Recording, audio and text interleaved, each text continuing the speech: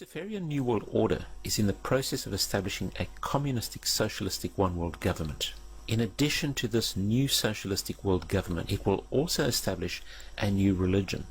This new religion will embrace all the world's religions, but will in fact promote Lucifer as the true God.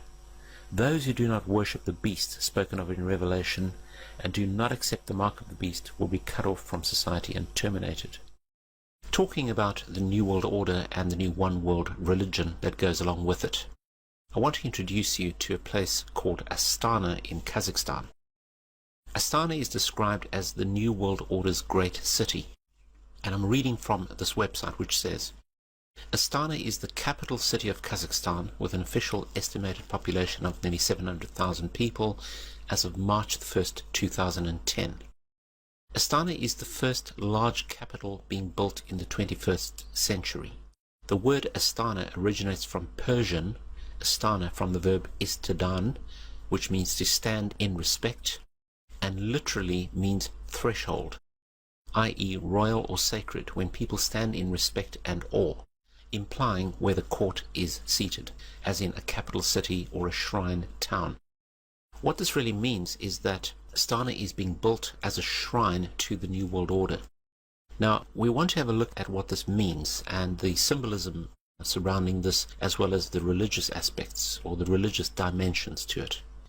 The city has been described as a futuristic occult capital being built in a remote and deserted area of the Asian steppes. The city also depicts many instances of sun worship, making one believe that the city is a celebration of the religion. So let's have a look at some of the photographs of the New World Order capital. Now this imagery here, these two pillars that we see, let's see what the website says about these two pillars. It says, this layout is present in a majority of important cities, including Washington, D.C. and Paris. The two golden pillars are believed to represent Masonic symbolism, specifically the two pillars of Masonry, Boaz and Jachin. These pillars are featured in all Masonic lodge rooms. Boaz and Jachin were two copper, brass or bronze pillars which stood in the porch of Solomon's temple, the first temple in Jerusalem. Okay, so we see Masonic imagery. Here we can see that the main building, which is sort of the presidential palace, is built along the same lines as Washington, D.C. Now, of course, we know that Washington, D.C. was built totally along occult lines. And we see another view here of the presidential palace. Here we can see what is called the Tree of Life.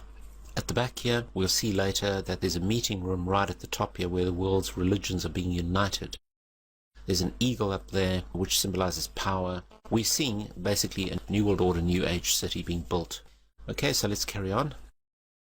Going inside, we see this globe signed by representatives from 17 religious denominations, and this represents uniting all religions together under the New World Order.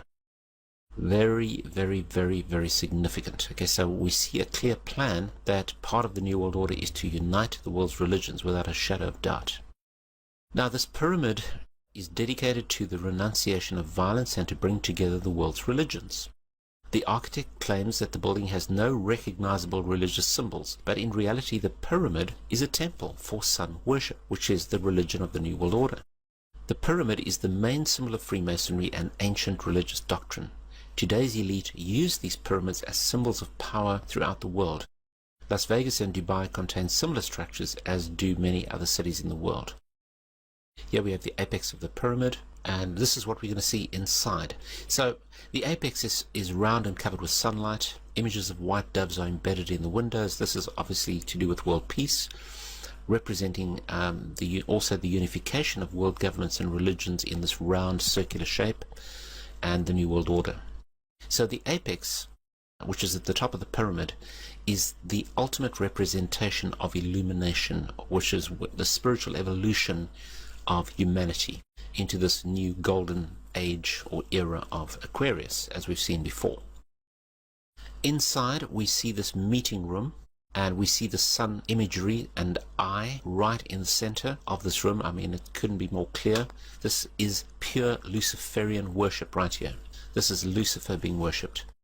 And this meeting room here, which is the main room, also has the sun symbolism and or eye in the ceiling, and it is the conference room where the religious leaders of the world meet. But we can see here the sun occupies the whole ceiling.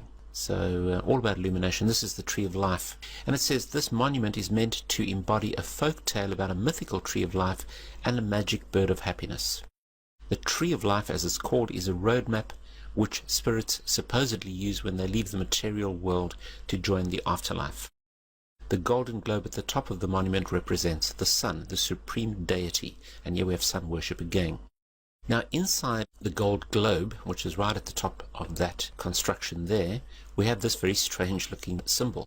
And it's a gold triangle which represents the president's handprint in the center, the president of this country. But there's something obviously much more mystical here. I believe this has to do with Satan, who the Bible says is the master of this world, or the prince of this world. This person says that the global elites scatter their symbols and doctrines all over the world, and of course the general population fail to recognize what's going on. So, this could signify Satan's mark on the world, or his thumbprint or handprint, making it an impression into this triangle. He's stamping his authority.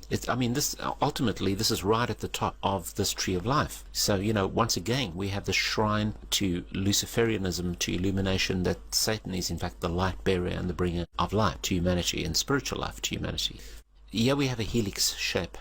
The helix has to do with the DNA of mankind, and one of the very significant things that you're going to find when you start studying the occult and what's happening in this New Age One World religion is the fusion of the sons of God with the daughters of men, i.e. the fallen angels being fused with humans to form these new superhumans, again this concept of transhumanism. And I'm sorry to say it, but it also is in the shape of a male sexual organ, which is very significant in things like Freemasonry, because most of the occult religions have to do with fertility cults. So man is building a shrine to himself. Lucifer is being glorified as the god of this world. And here we have this new age, new century city being built to glorify man. Without any shadow of doubt, this is very pagan, very occultic, and is a sure sign of where things are heading.